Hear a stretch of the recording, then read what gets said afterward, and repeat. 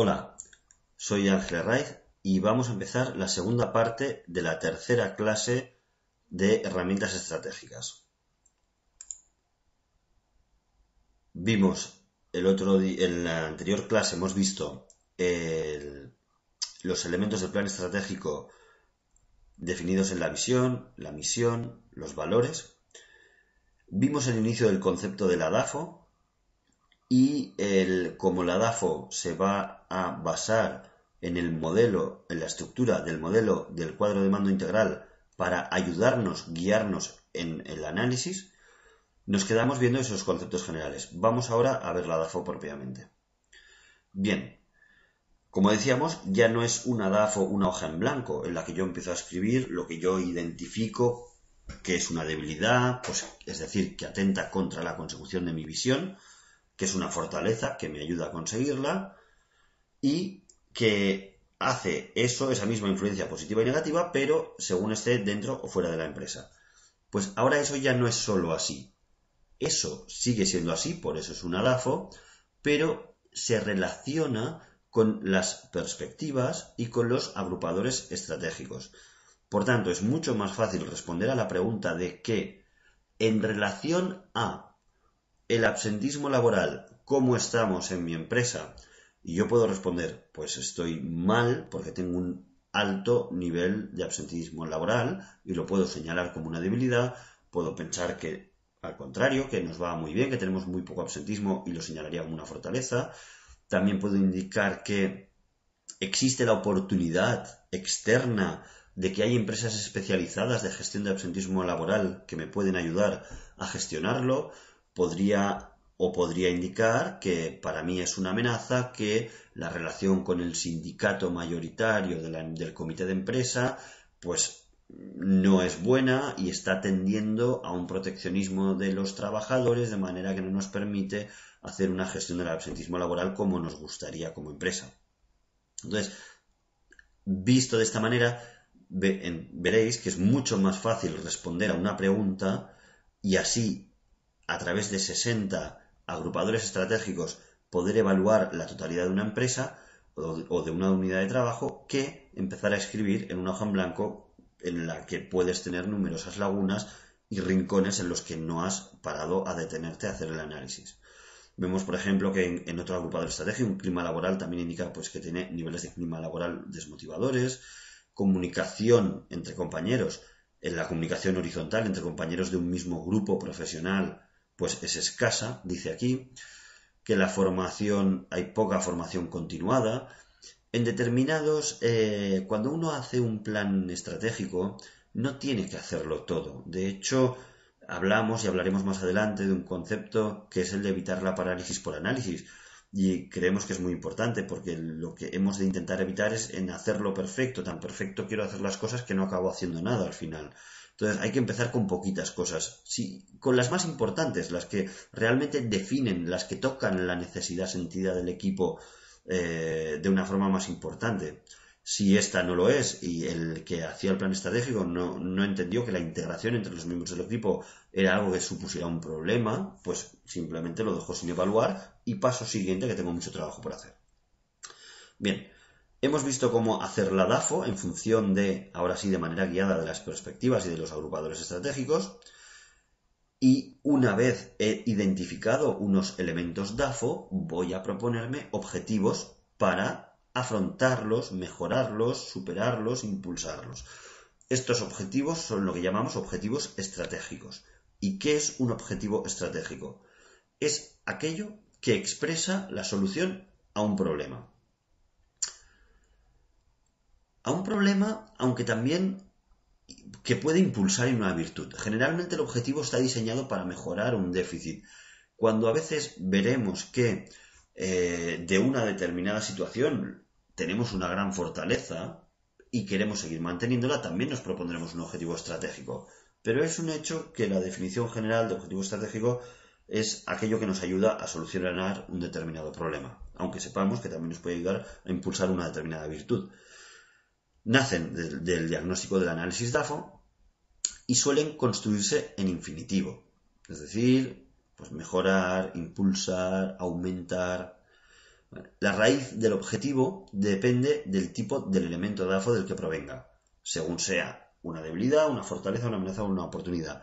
Y nosotros hemos desarrollado una tabla que puede ayudar a insinuar el inicio de la formulación de un objetivo estratégico. Por tanto, decimos que cuando un elemento DAFO procede de una fortaleza, por ejemplo, un bajo nivel de absentismo laboral, podemos iniciar, esto es una sugerencia, es para ayudar a la acción, podemos iniciar la formulación de nuestro objetivo estratégico diciendo mantener el bajo nivel de absentismo laboral. Perfecto, ya hemos redactado un objetivo estratégico de una manera sencilla. Por el contrario, cuando parte de una debilidad, en la misma línea, es decir, elevado nivel de absentismo laboral, podemos empezar a redactar cómo mejorar el nivel de absentismo, en este caso disminuir el nivel de absentismo laboral. Si partimos de una amenaza, podemos empezar a redactarlo con el verbo afrontar, si partimos de una oportunidad, con el de aprovechar. Y esta es la matriz donde vemos la relación de un determinado elemento DAFO con su objetivo estratégico. Entonces aquí vemos la perspectiva de personas, la meta de absentismo laboral, elevados niveles de absentismo laboral. Bueno, esto se construye de esta manera. Dice la referencia es la 0,1 de personas, absentismo. Y el primer objetivo estratégico para este agrupador estratégico, el de absentismo laboral, sería el A. Si después hiciéramos un segundo objetivo estratégico para un mismo agrupador estratégico, entonces diríamos que es el B. Entonces, vemos que decimos elevados niveles de absentismo laboral.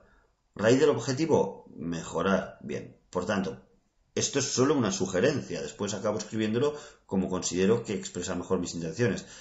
Descripción del objetivo estratégico, mejorar los niveles de absentismo laboral. Perfecto. ¿Y qué hacemos ahora? Lo que hacemos ahora es puntuar la facilidad de la consecución de este objetivo estratégico, es decir, cuán fácil me resulta, entendiendo por 10 aquello que me resulta muy fácil y por 1 aquello que me resulta muy difícil, y el impacto en la visión que tiene conseguir este objetivo estratégico.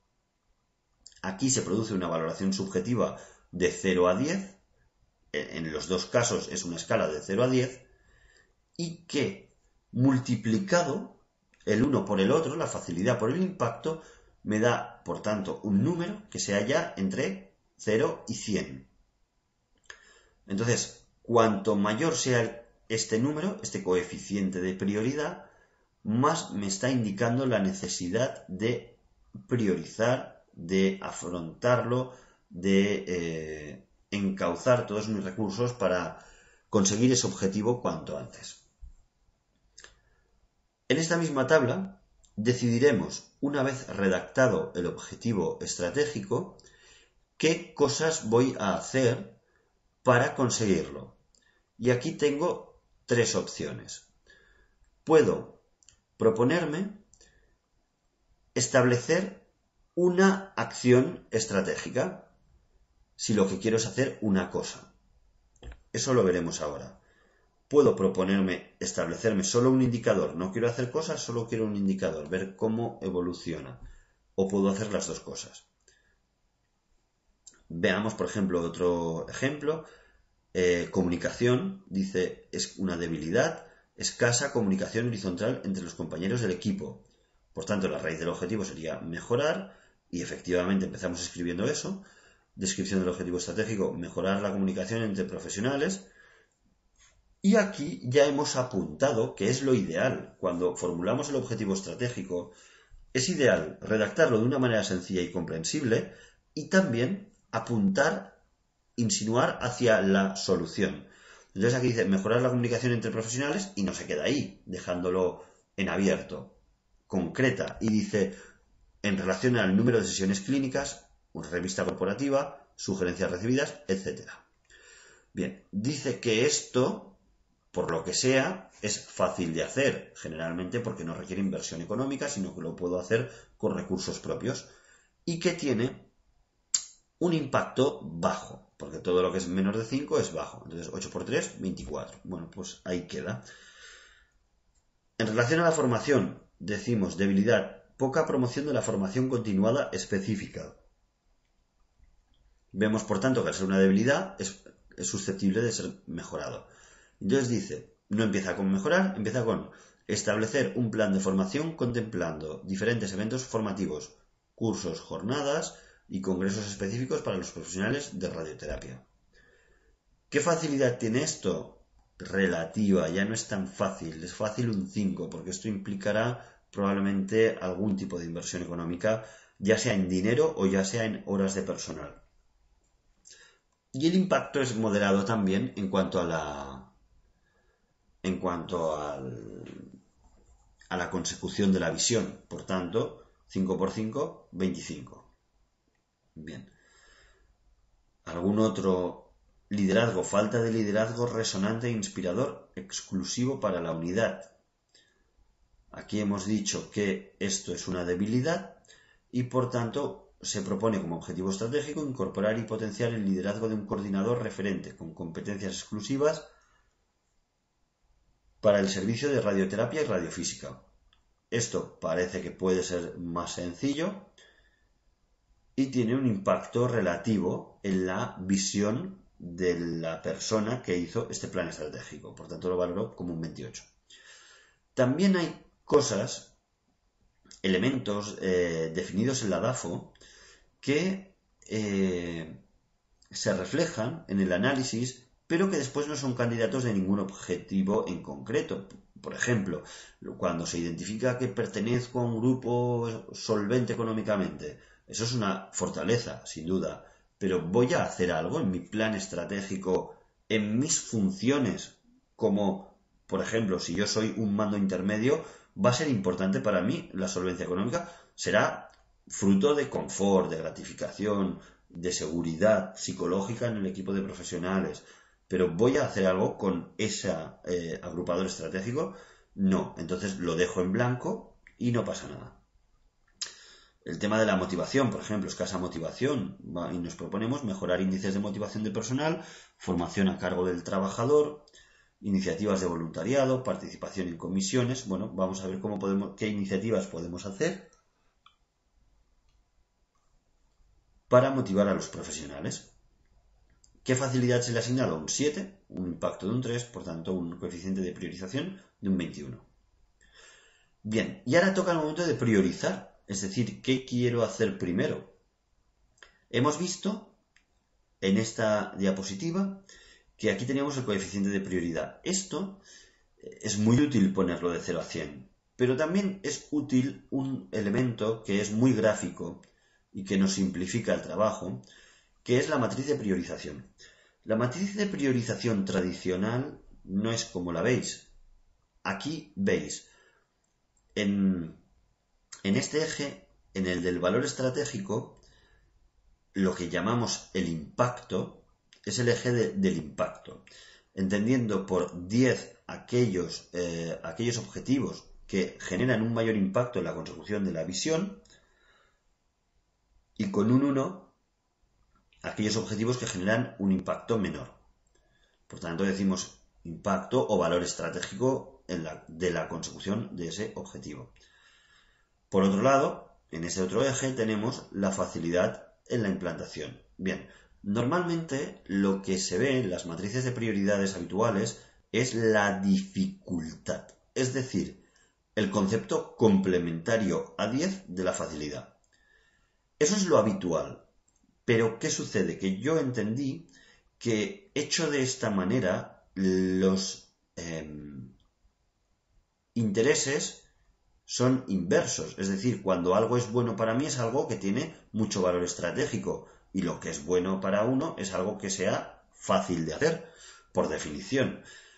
Entonces, si yo aquí ponía dificultad, hacíamos que no pudiera relacionarlo directamente, no pudiera multiplicarlo, porque si un 2 de dificultad era algo muy fácil, 10 por 2 son 20, entonces esto no lo puedo, no tiene carácter para mí, no tiene significación matemática. En cambio, si yo lo relaciono de una manera directa, cambiando el sentido y en vez de llamándolo dificultad lo llamo facilidad, yo consigo poder relacionarlos directamente. Y por tanto sé que si un elemento es 3 por 2, es decir, tiene 3 de valor estratégico y 2 de facilidad, 3 por 2 son 6. Sé que es menos interesante que uno con el mismo valor estratégico que sea más fácil. 3 por 6, 18. Entonces, por eso aquí de lo que hablamos es de la matriz de priorización modificada, donde lo que se mide es el grado de facilidad, entendiéndolo como el complementario a 10 de la dificultad.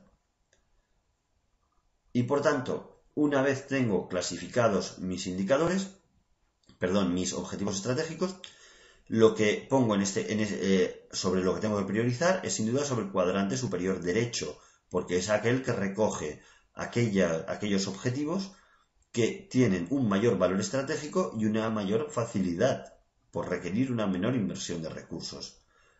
En el lado opuesto, los que tengo que dejar para el final, si no descartar, pues aquellos objetivos estratégicos que tengan un valor estratégico bajo y una facilidad baja. Y a los lados los otros. Pues bien, en caso de duda, deberíamos priorizar sobre aquellos que tengan un mayor valor estratégico. Por tanto, vemos que habíamos ido calificando los objetivos estratégicos que habíamos visto con una numeración y esa numeración trasladado a esta parrilla, a esta matriz de priorización, se ve de esta manera con los códigos de los objetivos estratégicos en cuestión. Bien, ya ha llegado el momento de decir, con estos objetivos estratégicos, ¿qué voy a hacer? Pues puedo hacer dos cosas. Una es hacer cosas para conseguirlos, esos objetivos estratégicos.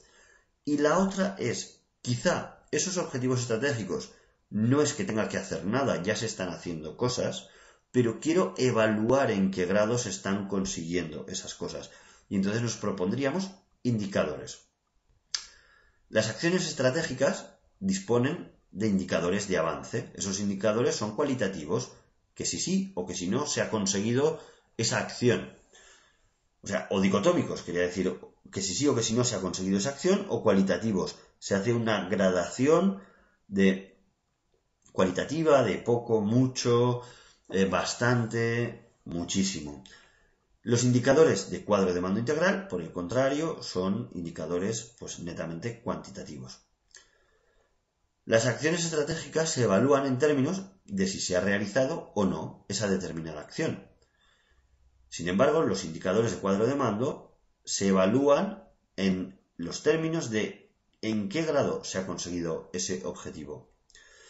¿Y dónde se expresan las acciones estratégicas? Se expresan en el plan de acción, en el cronograma, que veremos que utiliza la base del diagrama de Gantt. ¿Y dónde se expresan los indicadores del CMI? Pues en el CMI, en el cuadro de mando integral. Los indicadores que allí se expresan son los KPI, los Key Performance Indicators. Bien, en relación a las acciones estratégicas, ¿qué son?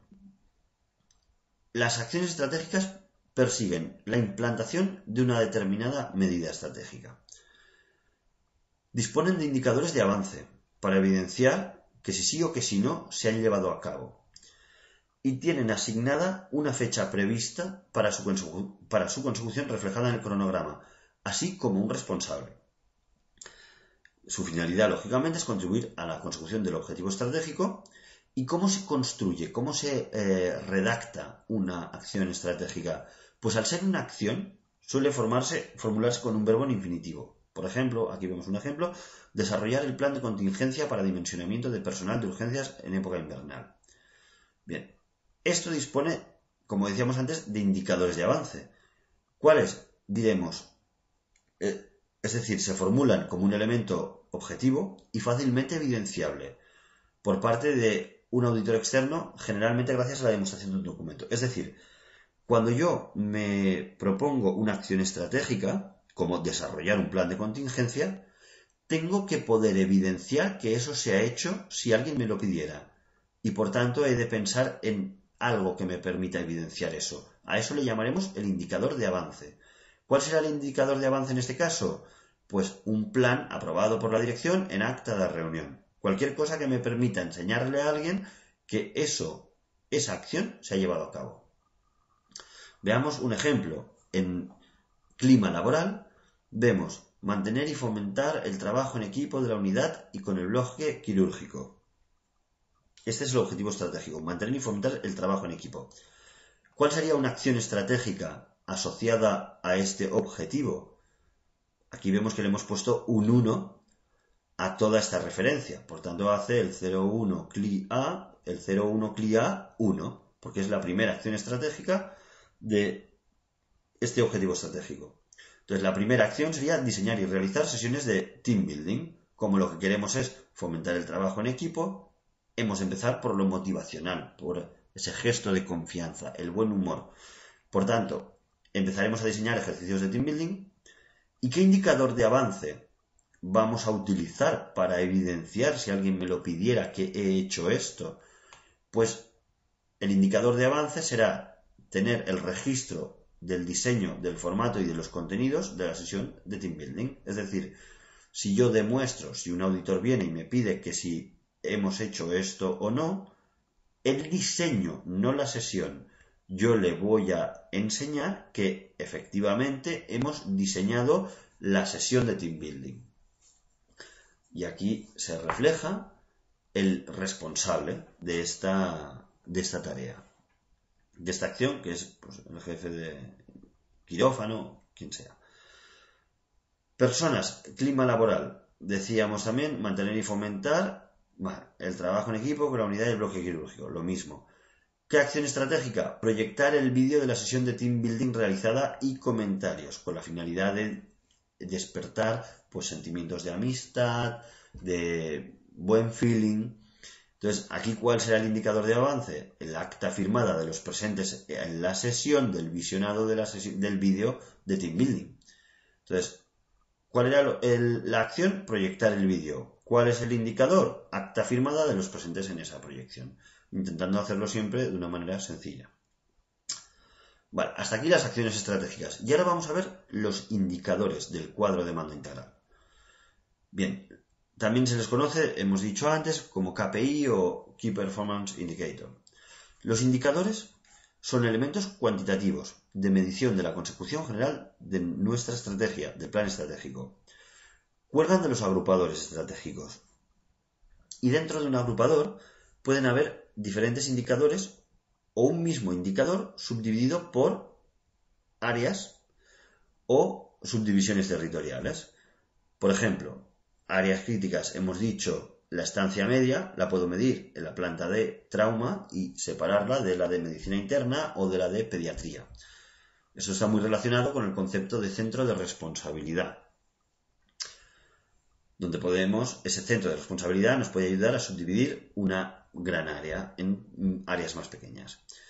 Por otro lado, puede no ser en áreas, sino en subdivisiones territoriales, es decir, tengo una tienda o tengo una pequeña clínica y la tengo en diferentes sitios de España.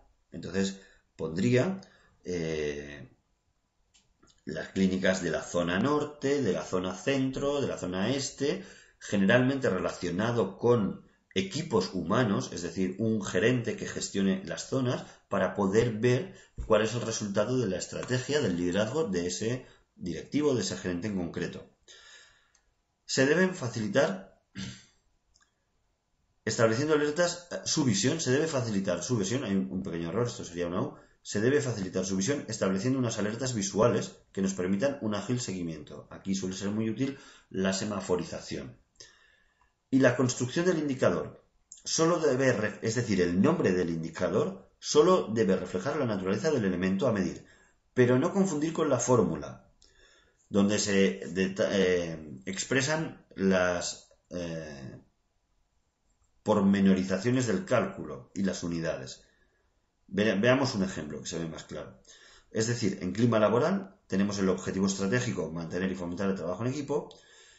El indicador es sesiones de team building y la fórmula será número de sesiones celebradas con acta, firmada de participantes al mes.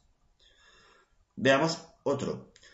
La comunicación. Hemos dicho mantener el horario establecido en los turnos 7, 7, 10 horas, se refiere a esto, 7 de la mañana, pues de 8 a 3, de 3 a 10 y de 10 a 8, que favorece la comunicación, ¿de acuerdo? Por tanto, aquí se ha dicho que hay que intentar mantener este horario, este en concreto, el de 7, 7 y 10, porque favorece la comunicación. ¿Y cuál es el indicador que nos pondremos para evaluar esto? Pues el cumplimiento del registro de parte de enfermería. Es decir, cuando hay el cambio de turno, gracias a este tipo de turnos, se produce un registro del parte. Es decir, la gente se da el cambio de turno. Unos le cuentan a los del turno de mañana, a los del turno de tarde, qué es lo que ha sucedido. Y los cambios importantes quedan registrados en un parte. Por tanto, esto es lo que vamos a utilizar como indicador y la fórmula será el número de registros actualizados y revisados. Para eso han hecho un anexo que han descrito aquí en la fórmula. Cuando un elemento es complejo de definir en una sola fórmula, se suele anexar un documento. Y aquí se define una determinada periodicidad con la que se quiere medir. Y ahora ya vistos los indicadores, vamos al mapa estratégico. Es una descripción visual y coherente de la estrategia de la organización. El mapa estratégico establece las indicaciones para el cuadro de mando integral. Decíamos que el mapa estratégico objetiva las relaciones causa-efecto entre los componentes básicos de la estrategia y que, decíamos antes, que utilizábamos la teoría de la Z de Halifax, donde veíamos esta sencilla influencia que ejercía partiendo del personal formado y motivado. Si hacemos lo correcto, es decir, en relación a nuestros procesos, tendremos clientes satisfechos y retendremos y haremos negocio, lo que se expresará en la perspectiva económico-financiera. Por tanto, esto se expresa en un mapa estratégico. Este sería un mapa estratégico en el que vemos cómo las determinadas perspectivas, en este caso, por ejemplo, no hay recursos y entornos, hay personas, procesos, clientes, económico-financiera y social, pues vemos cómo los agrupadores de la perspectiva de personas, en general, todos influencian en casi todos los procesos. Y después, los otros agrupadores, como calidad, excelencia asistencial, almacén, cada uno tiene una influencia principal sobre otro agrupador estratégico.